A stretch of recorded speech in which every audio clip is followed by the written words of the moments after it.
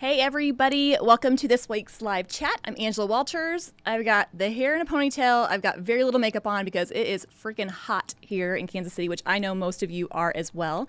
But thank you for joining me for another weekly live chat. I get on here every Thursday at 3 p.m. Central and I talk about quilting related stuff, plus bonus, I answer your questions live. So if you're watching live, go ahead and leave them in the type chat because Jessica is here monitoring those questions. She's also looking for spammers to shoot them down, get them out of there. But definitely go ahead and do that. If you're not catching this live, no worries. It'll stay on my YouTube channel. Leave your questions in the comment section and I'll try to get on there to answer them. So this week's live chat is the one I always kind of look forward to. It's the live chat before the new challenge launches. So we're going to be kind of doing a little overview about fillers, and I've got a couple other details to go over with you. Plus, I've already had some questions through the type chat. If you have been on any of my live chats, I get on here about 30 minutes early and we type chat and I kind of take your questions there too. So just a real fun way to get to hang out with everybody virtually, and I encourage you to do that should you want to.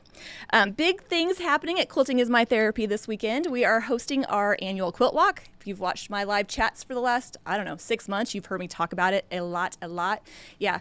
And so I'm excited because Tula is going to be here. And look at this. Here's our quilt walk map. Let me see if I get there for you. See the quilt walk map and the custom pattern. So if you're coming to quilt walk, you will get this little thing and I'll show you where all the pieces to the pattern are upside down. That map does not look too crazy, but it took me so long to design that, but I kind of love it. Anyway, if you're coming to see Tula, to see her exhibit, to see the quilts, to get the free quilt pattern, I'll also be around doing some demos as well. I hope you will stop by. I know, not everybody lives in the Kansas City area, but if you happen to be coming through, I hope you'll stop in. It's going to be a great time. So we have been compiling quilts, we have been folding quilts, labeling quilts, working in this heat. So it's going to be hot, but it's not supposed to rain. So that's a good thing. We'll have plenty of cold water, air conditioned shops, shade line, we have trees along the buildings. It's going to be fun. So anyway, if you are on the fence, you should totally come because it's going to be a great time. And then, as if, the summer is not busy enough, next week is the beginning of our next free motion challenge, Quilting Along fillers. And so, again, if you have watched any of my live chats, you already know this. In fact, you might already have your products ready to go. But it's a free video series where we work through a quilt or a panel or a project together, and I give you design ideas and tips, and we have these live chats and we go over it. So in this week's live chat, we're kind of kicking that off, where I'm going to talk all about fillers. What is a filler? What can you do with them? How to pick them out? The kind of like the overview stuff that doesn't really fit in the tutorial. And just know that even if you are wanting to quilt along with us, you can still get the exclusive panel that I've designed. I'm going to show you what that looks like here in a second. You can still place your order. We are shipping pretty quickly. And so if you order today, your order could go out tomorrow, most likely. So just keep that in your back pocket. So let's talk about fillers. So we're gonna, in this little chat, I'm gonna show you some pictures and talk about what fillers are, give you some actual quilted examples. And then again, remember, ask your questions if you have them in the type chat so Jessica can write them down for me.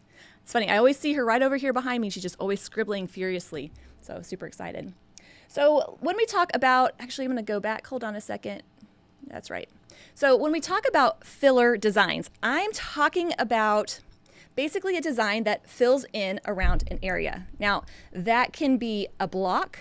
It could be another quilting design. It could be something that you determine that is the filler. Sometimes it's really obvious, right? So basically, I'm saying a filler is like a background design. It's meant to come around something and show it off. So if you think of this main element, whatever that is, think of that as the lead singer, and the filler is like the backup band that makes the singer look good. So usually it's the background, most often. So if you look at this quilt, this is some vintage Angela quilting right here.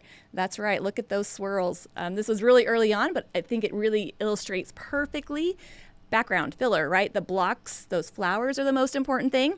And so the filler is the design that goes around them. Now, what you put around your elements is just as important as the elements themselves. So when you're picking out your designs, I'm going to give you some practical tips to think through that.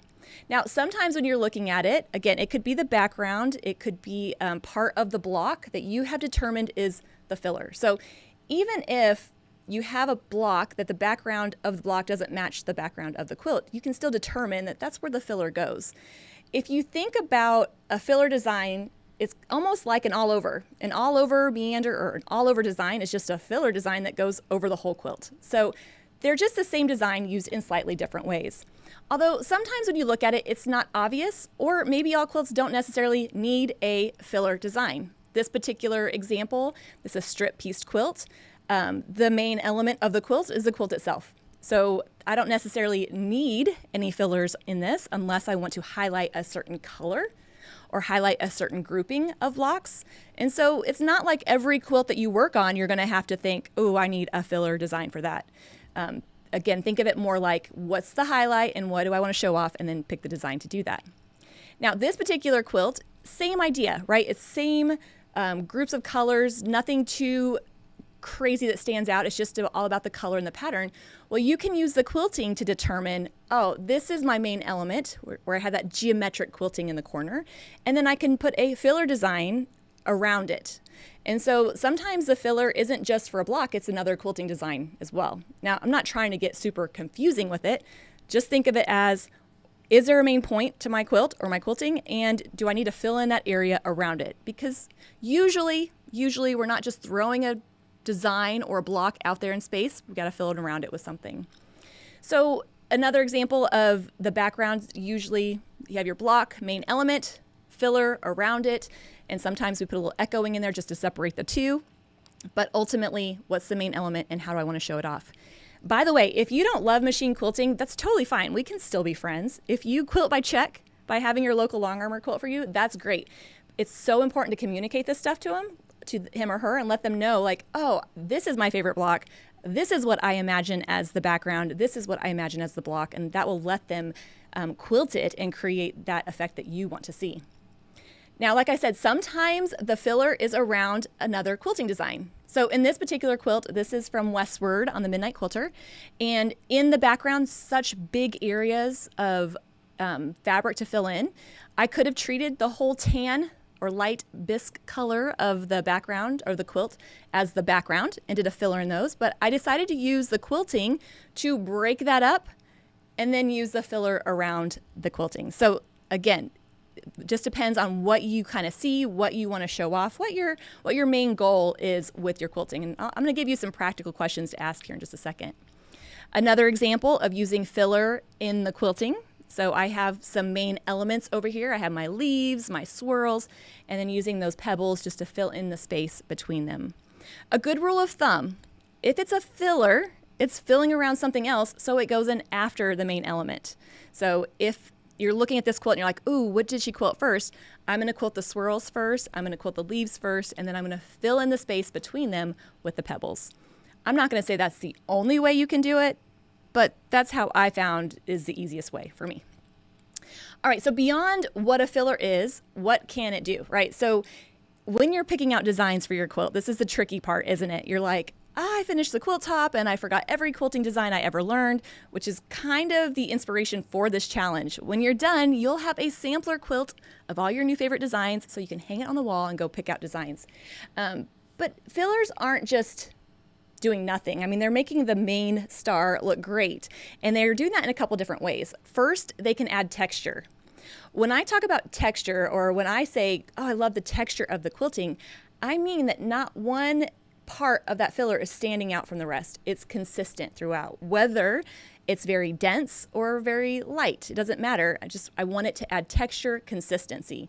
This is important if you really want to show off whatever you're putting it around, right? It's like the main thing. You're super proud of that feather because you quilted it in the last free motion challenge.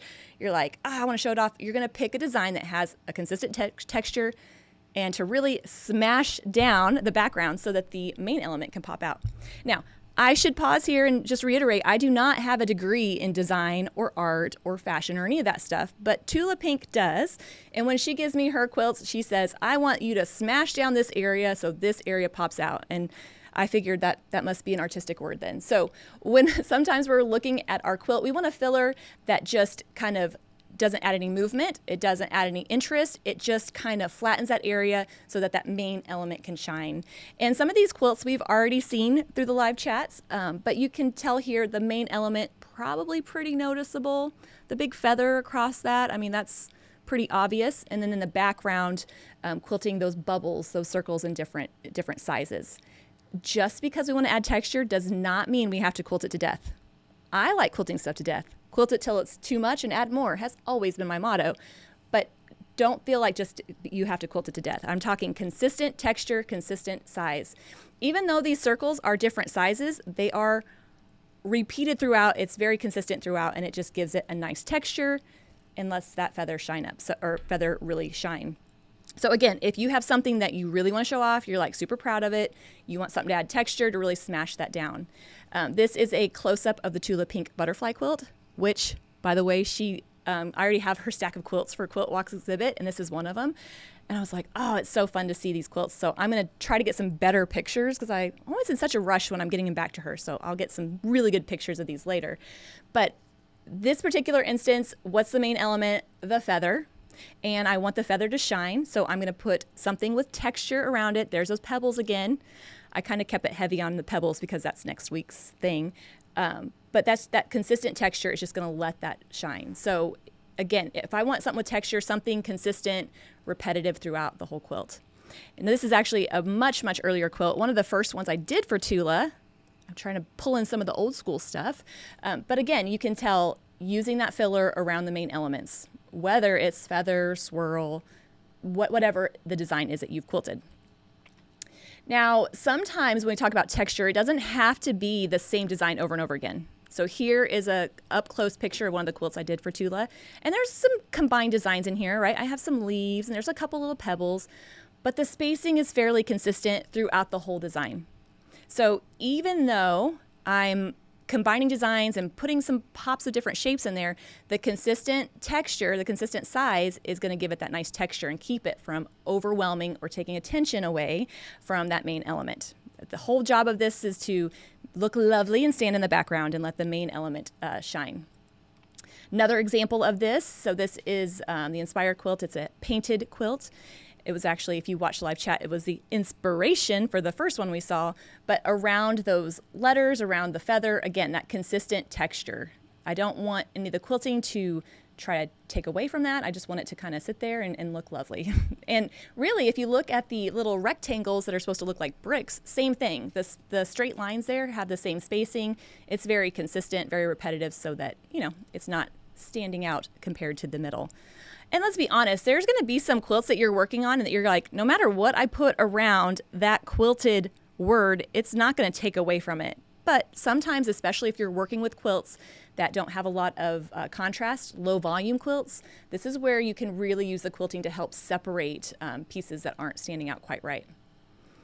And then the feather meander. Somebody just commented in the type chat that they did the this design over their whole quilt and loved it. Again, consistent texture. It does not have to be pebbles. It doesn't have to be tight. It just needs to be consistent. Now, I don't think anybody asked this question, but I'll go ahead and answer it. How do you get that consistent spacing? Well, the truth of the matter is you have to practice. And the more you practice, the easier it will be to keep that consistent. But even if it's consistently inconsistent, it's still consistent. So whatever you do, just do it over and over again. Okay, next, your fillers can add interest. Now, this is if I want my backup singers to look a little bit more interesting, right? They want to draw a little bit of attention, not too much, right? I want it to help bigger areas especially, or maybe the main element that I've quilted or that I'm using around isn't the main focus, or I don't need it to be such a diva star up front. And so this is where we can use combining designs or different sizes of the designs to add a pop of interest. Now, it's a fine line between adding interest and becoming a motif. In this example, especially on the Tula Pink anchor quilt, that background is large.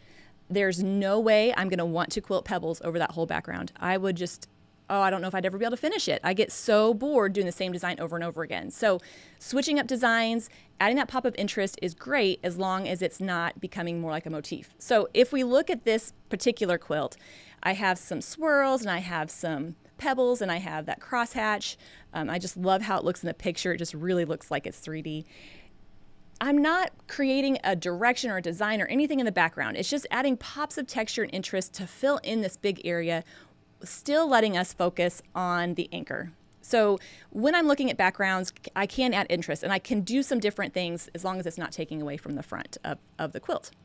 Now, I know we've seen this one before. This is the Cathedral quilt from the Midnight Quilter. Again, one of my favorites because the pictures look so good, but you can really combine those designs and just have a subtle change in size to add interest without, again, overwhelming the main element. And I really should pause right here and say this is all subjective. This is just my opinion. You know, you have to look at your quilt top and ask what you want to do or what you think will look great. So just keep that in mind. So when I'm dealing with bigger areas that I'm filling in around, I can break that up with different designs. I can break it up with slightly different sizes. Those little circles in there, just adding a little pop of interest or texture. Again, without, saying, hey, look at me. It's still letting the center shine there. And we can see the filler in between the blocks. Then we can see the plume feathers around the outside. So now that's kind of a main element, filling in around that. And so again, you're just kind of filling in those areas with different designs. And I really love showing quilted pictures because when you watch the video, it's going to be about 15 minutes of, tutorial. I can't really get into the abstract or the artistic part of it. And so that's what these live chats are for. But seeing actual quilts, I think, really kind of helps reinforce those points and kind of gives you some examples of where you could actually use them on your quilts. And when I talk about fillers, and this is going to be fun, this is one of the things I'm looking forward to in this free motion challenge, is they're not just swirls, they're not just pebbles. You can use wishbones. You can use other designs as fillers that you might not normally think. So we're going to be doing some of your basic, your classic ones, your really versatile ones, and then we're going to be seeing some, maybe underappreciated ones. Now, when you're adding interest with your filler, like here in the center of the quilt, there's a lot of different designs, but again, it's not becoming a motif. It's not drawing attention to itself. It's just adding a really nice interest there. And if you think about the center of this quilt, I'm quilting that with gold thread. It's pretty obvious, but since it's the same value as the background, I don't think it detracts too much, and I still think you see the piecing around it. So don't be afraid to mix it up. Just because it's the background doesn't mean you can't make it a little interesting, but just be very aware of what you're trying to accomplish with it. And so this is the Pining for You quilt, another quilt that's going to be in the Tula Pinks exhibit this weekend. It's so fun. Sorry, side note, when I get the quilts back, because when I get the quilt top, I spend hours quilting it, I give it back to Tula, and then, I don't get to see them for a while. And then when they come back, it's like, oh, yeah, I remember what audiobook I was listening when I quilted you or what was going on in my life. So it's really been fun to see her quilts and kind of reminisce. Anyway, in the background around the pineapples, adding interest with just a slightly different design. There's some of those leaves. I don't know if you can see them kind of creating through there, some swirls. But since the spacing is fairly consistent, it's not taking away from her beautiful pineapples. Now, you can go a little crazy with it. Again, you just have to do what feels good to you or what you like. And here I have a little bit of interest in this quilt. This is not a big quilt. It's only about this big. It's pretty small. And I don't know, I felt like it just needed a little bit more. So I have some other elements in there and then just a lot of different textures, different designs in there just to change it up. It does kind of, I don't think it takes away from the main part, but it can be a little distracting because it's not consistent throughout. I'm not saying I don't like it. I just know when I was finished, I'm like, okay, I know maybe next time I don't do this many different things in such a small quilt. But it just goes to show what effect you're going for and the spacing that you use and the placement you use.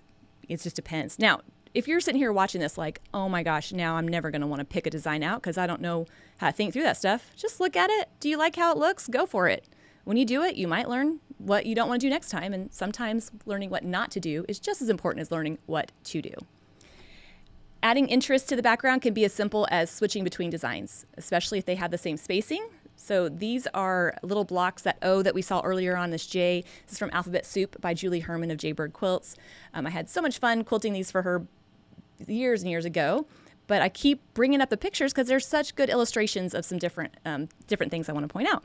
So here we have some circles or some pebbles, and then I have the swirls. And so we're getting a little bit of that interest in the change of design, but again, I don't think it's overwhelming from her beautiful piecing or the main element of the quilt, which is that block. And then lastly, again, this is what I think, fillers can add movement.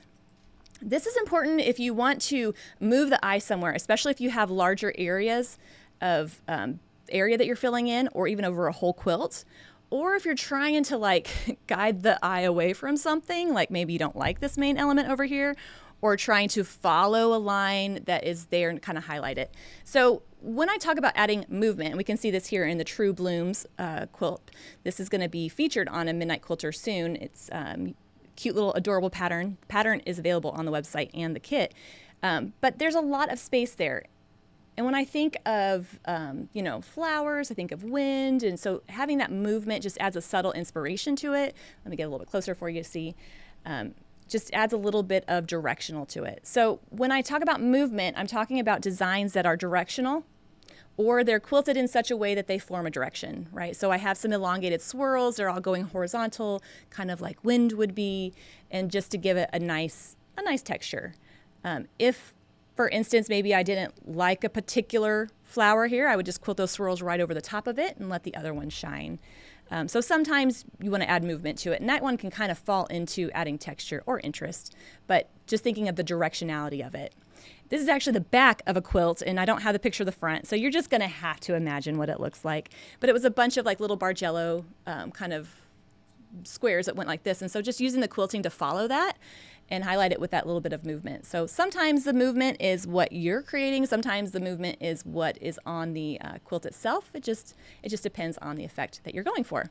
So let's see. And then lastly, just a couple things to consider when you're trying to pick out your design, right? So you're like looking at your quilt, you have all these designs that you've just now learned throughout the Free Motion Challenge. You're super proud of yourself. When I'm picking out fillers, the first thing I ask, how big is this area? Because some designs don't work well in smaller areas. Elongated swirls can be shrunk down, but I'm not going to put those in really tiny areas. If it's a smaller area, I'm going to do a smaller design like circles or pebbles or swirls, something like that. Something that doesn't need as much room to develop and to happen. Is it a big area? Kind of on the converse. Like if it's a huge area, I'm not going to pick pebbles or circles because I know I'm going to get bored doing that. So I want something that's going to take up more space, something that's going to make it a little easier for me. Again, this is just what works for you. And then what effect do you want to create? Like when you're looking at your quilt, you're like, what do I want to show off? What do I want to draw the eye to? What do I want to do? And then pick a design that will do that. Do I want to add interest because it's a big area or because I want to try new designs? Do I want to add movement because I love the way that the panel goes like this? Kind of being aware of that will help point you into a direction and help you pick a design. It's instead of like looking at the list, you can just kind of start going in a direction and follow that. And then lastly, last a little bit, how long do you want to actually spend on the quilting? It's all about the return on your quilting investment. There are some designs that take longer to quilt, pebbles specifically. If it's a busier fabric, or I need to get the quilt finished quickly, or I just don't super love the person I'm making it for, maybe I don't want to do a design that's going to take longer. Maybe I want to do something that goes together a little bit faster. So being really honest about that, because the last thing you want to do is try to finish a quilt on a deadline with tiny pebbles over the whole thing. That's just no fun for anybody. So I know that's kind of a brief overview, but that's kind of like all the things I want to say about filler, because it's such a great way to do different elements on your quilt and different ways to highlight, and you can really create some different effects. Now, real quick, I'm going to go back because I skipped some pictures. Not funny. I figured I did, but all right. So this was supposed to be the beginning. Basically, free motion fillers, that's going to start next Tuesday. So how the Free Motion Challenge works is every Tuesday for 5 weeks, the video will go on YouTube. So make sure you subscribe or subscribe to my email channel, or subscribe to my YouTube channel, or subscribe to my email, and you can be notified when those videos happen. And you can watch, there's free quilting diagrams for each one, and so you can download those and then practice and try it out. So here's a schedule of things we're gonna work through. Next week, we're gonna be talking about circle shapes. There's no main reason I group them, just to make them easy, right? So circles, shapes, swirls, we'll do some geometric straight lines, wavy, curvy, pointy, so you can kind of be mentally prepared for that and work through that. Now, it's not too late, like I said, to get the panel. You don't have to buy the panel to quilt along with this challenge or any of the previous challenges. They're all free. All I ask is that if you like the videos, you give them a thumbs up, or you subscribe, or leave a comment that lets YouTube know that you like them, and maybe other quilters would like them. But if you want to quilt along on the same panel, I designed this especially for the challenge so that I can quilt Quilt Along on it, you can still get that. So it's going to be on the website. Check the link in the description box below.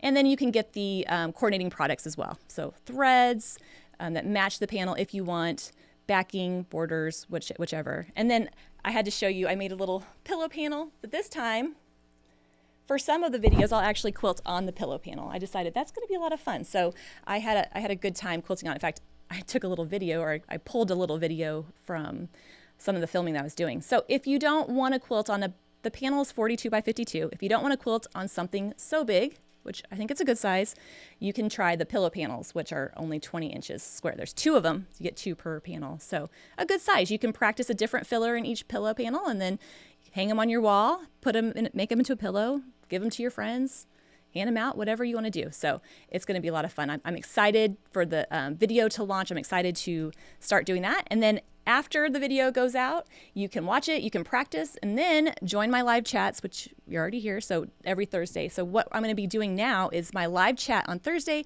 will be about what my video was just out. So more quilted examples, more, I'll answer your questions live, things like that. So hopefully I have not talked too much about fillers. I can get a little geeky about the designs that I talk about because they're almost like my children. So lots of questions. I love it. So I got a couple questions also that came through in the type chat, so we'll answer those. What is the best direction to load the new panel on a long arm? So when I quilted the original panel on my long arm, I loaded it sideways so that I'd have all my colors in one row. So it's up to you, but that's how I did it, and it seemed pretty easy. This is my first FMQ challenge. Would it be helpful to have a micro foot if using a long arm? So for those of you that aren't sure what that is, a micro foot has a really small profile so you can see right at the needle and see what you're doing. I don't use a micro foot ever because I'm just so used to not. And I think it's important to look ahead of the needle so you're not looking right at the needle. But if you feel like I'm trying to quilt these swirls, I can't see where I'm going, then a micro foot will be helpful. We're not going to be doing any ruler work or not a lot of ruler work, so you don't have to worry about that. And so if you have one, put it on there. If you don't worry about it. I don't think you need it. When making the fillers quilt as a reference sampler, do I suggest using double batting? That fits in perfectly with the question that was asked earlier. So on my challenge panels, I use 2 layers of batting because it really makes the quilting pop off there and you can see it and the pictures just look great. I don't have to do as much editing. It's awesome. Using 2 layers of batting is pretty easy. It's the same as 1 layer of batting. There are a couple of caveats, so a couple things I'll point out. On my long arm, it's no problem. That industrial machine can go through just about anything. So I use 2 layers of Quilter's Dream Poly. So it's just, you can see right here, actually, this is the batting, just 2 layers of that. The reason I do that is because when I started quilting for customers, I only carried 1 type of batting, so I would just use 2 layers of the 1 type I had. But you can experiment with that. You can do 2 different layers, 2 different lofts, whatever you want. Just don't make it too high or you'll have to adjust your hopping foot on your long arm. On a sewing machine, you can definitely do it. I wouldn't suggest it for a bigger quilt because it's going to be even heavier than it is already. If you want the look of the definition without the 2 layers of batting, go with like a puffier loft, like Quilter's Dream Puff, wool, something that has a little bit more definition and you'll still get that look. So when I'm quilting so how the challenge works, when I get the first panel, I quilt it on my long arm just to think through the designs I'm going to teach and think through the things I'm going to say. And then when I actually quilt for the videos, I have 1 panel that I'm quilting on the sewing machine and a long arm. That one only has 1 layer of batting. I don't want to try wrestling that through the sewing machine. So that's up to you. I hope that answered your question. There was another chat question on the type chat from Sean. What kind of batting should you use? So really, batting is just all about your preference. I like something that's a little bit lower loft, like the Quilter's Dream Poly, because if I want some more definition, I can layer on top of each other. Really, the most important thing is as long as it is a quality batting. I have quilts laying around that I use cheaper batting on, and they're starting to beard where the batting comes out of the quilt. Super fun to pull out when I'm watching a movie, but soon I won't have any batting left in my quilt. So that's the most important. If it's going to go, here's my rule of thumb, and guys, this is just my opinion, so take it for what it is. If I'm going to put it on my bed, I want to cuddle with it, a natural fiber batting like cotton, wool, something like that would be great. If I'm going to hang it on a wall or I want it to not get wrinkly, have creases in it, polyester is great too. And it's hard to show, like you can't feel this, but this is the polyester batting I'm talking about. It's almost like a felt. It's really soft. It has a nice drape, but it doesn't have a memory like natural fiber. So I don't have to worry as much about the creases. But ultimately, whatever you use, just make sure it's quality. This is my first challenge. Should I be quilting with you or watch then quilt? I think you should watch the video. Then I think you should practice what you saw in the video. And then you can always replay the video. So watch it through the first time, soak it in, download the free quilting diagrams, or I've put together expanded resource PDFs if you need a little bit more help, and then practice it. Then join the live chat and ask your questions, because sometimes we don't know what we don't know until we get started. So perfect. Besides rulers, do I use other tools to mark my quilts? I do. I don't know if I have them right here. I've got all my goodies real close. I like the pounce pad and the stencils that go with that. And then I like the ultimate marking pencil, which is the same thing as a pounce pad. It's just in a stick form. And I don't know where it's at. Oh, here it is. Look, I found it. And so if I need to mark bigger registration lines, or I'm not going to pull it out, but basically it's like a pencil that's just a chalk. It just rubs right off. So I'll mark reference lines, or if it's not something that if I actually want to draw it out, I might go with like a water soluble marker. So those are the things I use. And so that will help you. How long does it take you on average to quilt Tula's quilts? So the last quilt I did for her, I just took it back last week. I was like, man, I should keep track. But then I realized, like, I don't quilt it in big chunks anymore. So it's really hard to tell. It doesn't take as long as you might think. I'm a pretty fast quilter, and I pick designs that are quick for me to quilt. So you're not going to see any elaborate cross hatching over big areas. You're going to see big feathers, because I know I can quilt those fast. You're going to see fun fillers that I can quilt fast. So I would say, depending on the quilt, maybe an average of 10 hours. But it's like, that's quilting time. Loading takes time. And then usually, I'm easily distractible, so I don't usually get it done as fast as you might think, but I don't know if that helps. In a quilt like Tula's City Sampler, how did I approach using the fillers in the ones with smaller sashing? That quilt, it's from her City Sampler. They're little blocks. They're like 6-inch blocks. That was probably the hardest quilt I've ever quilted for her, because the pieces were so small. And as a side note, I didn't know they were going to take a flat shot of each block and show it. So I was thinking you would stand back and see the whole overall quilt. That was a little bit of a shock. So I was like, oh, I hope those looked good.